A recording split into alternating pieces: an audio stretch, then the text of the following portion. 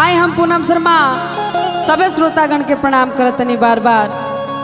आज फिर से यश रंजन फिल्म्स के माध्यम से रउआ सभे के बीच यह नवरात्र में एगो औरत अपना पति देव से गुहार करतरी कहली के सैया माई रुसल बड़ी ताई माई के मनावल जाओ कह तरी कैसे।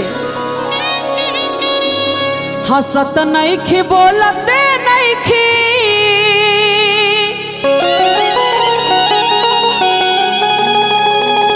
हंसत नइखी बोलते नइखी लगत बाड़ी कनिया पूजा में भइल सैया कौन ऐसन कमिया चुनरिया खातिर रूसल बाड़ी सा तोरे बहिनिया चुनरिया खातिर रूसल बाड़ी सा तोरे बहिनिया चुनरिया खातिर रूसल बाड़ी मोरी मैया चुनरिया खातिर रूसल बाड़ी मोरी मैया चुनरिया खातिर रूसल बाड़ी सा तोरे बहिनिया चुनरिया खातिर रूसल बाड़ी सा तोरे बहिनिया।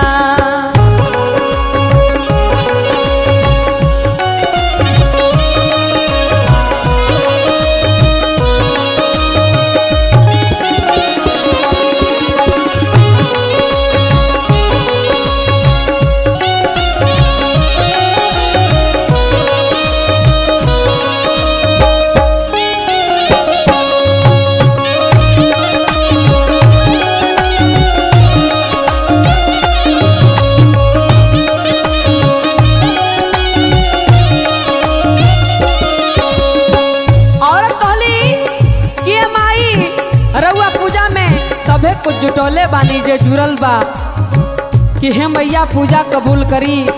हमरा आदरणीय रंजा भैया के ऊपर ए माई कृपा बनौले रही। अब हे भैया के सभी टीम के ऊपर कृपा बनौले रही।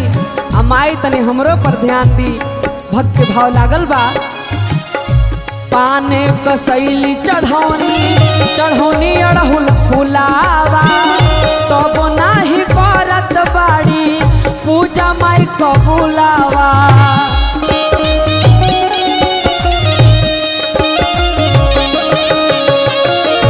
पाने कसैली चढ़ौनी अड़हुल फुलावा तब तो नाही करत बाड़ी पूजा माई कबूलावा चरण पखरनी लाइके चरण पखरनी लाइके गंगा जल पनिया चुनरिया खातिर रूसल बाड़ी सा तोरे बहिनिया चुनरिया खातिर रूसल बाड़ी सा तोरे बहिनिया।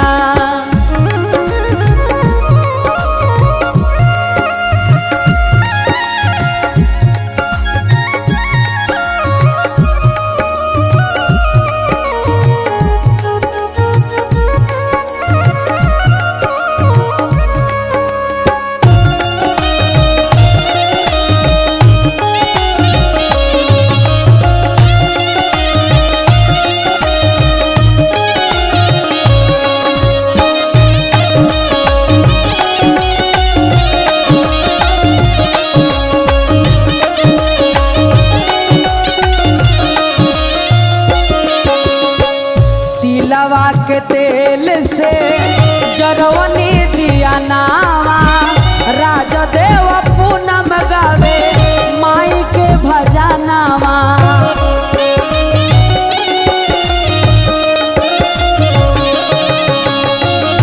तिलवा के तेल से जरवनी दिया नावा छोटू पूनम गावे माई के भजनावा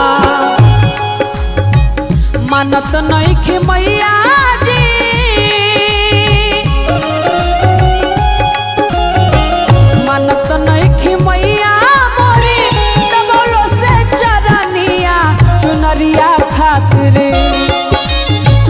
चुनरिया खातिर रूसल बाड़ी सा तोरे बहिनिया चुनरिया खातिर